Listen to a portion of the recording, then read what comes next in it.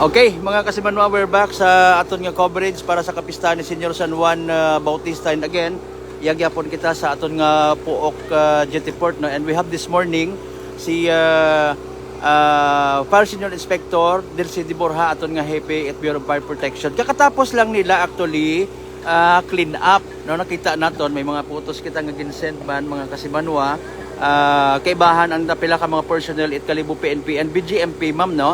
Okay, grab naman ma'am mga opportunity nga makapaabot kita later, duga nga mga reminder sa mga mag-aagto sa mga beach, palaliguan nga sakop ita Banwang Kalibo. But for now, kita naton ma'am, naga-set up kita. Para sa ano ang set up nga ni ma'am sa likod dito aton nga fire truck?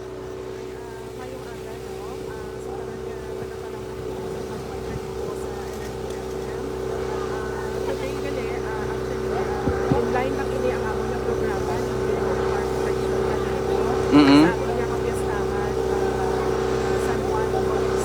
Mm-hmm.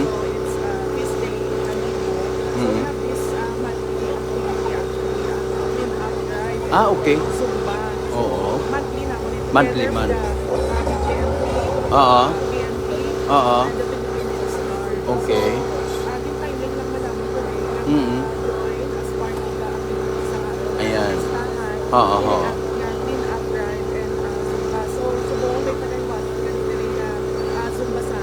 Mm-hmm.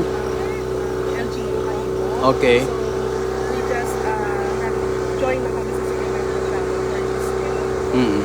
So, it's part of the social responsibility Mm-hmm. ng mga making uniform or uniform service Mm-hmm. na monthly makatag kami sa gamay ng mga para-celebrate Mm-hmm. activities sa atin sa barangay. Oo. Pero maliban sini ma'am, we understand ka pareho sa aton yung mga kapulisan, may deployment man kita para sa aton yung mga beach goers, mga kanto sa Gapalaligo. Yes, we will be having, we are on full alert status with sa AFP Kalibo. So, Mm-hmm. we have deployment. So, isa din yung atong ambulance for the EMS responses dito sa Jet 4. Mm-hmm. May ara pa kita sa Mabino, Barangay Mabino. Okay. Tapos may ara dito sa Bugsagan, sa mga karera. Oo, bangka, oo. And then, may ara pa kita dito kay deploy sa Banghawan.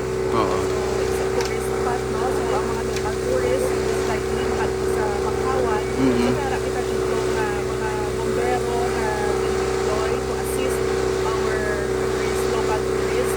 And Mhm. also, meron kita dito sa Dampingan. Ayun, okay. So, and then, nara pa dito kami ang mabilin na fire trucks sa ating Ayun. station in case Oo. of the likely fire incidents outside sa event na Oo, sige. Lastly na lang siguro ma'am, may dugang kita pahabol nga safety tips para sa aton yung mga beach goers today. Yes, oo. Always, napahalindong din namin from the Bureau of Fire Protection ang fire safety. So, umakat po kita sa mga okasyon dito sa Cebu, like sa beach, sa Puok, or sa Dambilan, Ilong.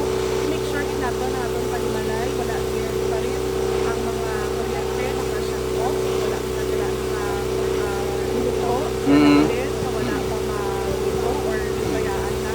So, make sure ang mapuplay ara ng kabiluhan na tubig Mhm. para iwas kita sa disgrasya at makapagpuli na kung wala na Ayun. always ay safety first para masadya ang ating pagsabot sa Sige. Ma'am, thank you so much sa information kag looking forward kita sa success it aton nga event. Thank you so much, ma'am. Oo. Okay, mga kasimanwa si Ma'am Delcy, aton nga Bureau of Fire Protection.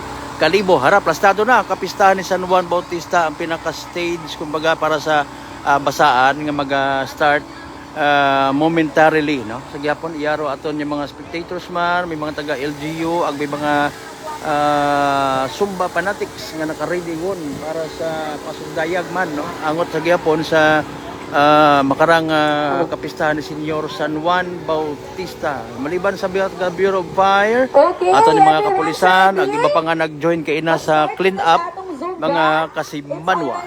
Sa gyapon, with Kasimanwang Jerome Lastimosa para sa may tagipusoon nga pagpanerbisyo publiko. Ako naman si Kasimanwang Malbert Telidite, number 107.7 Energy FM Kalibo, Kasimanwa ko, Palangga ko!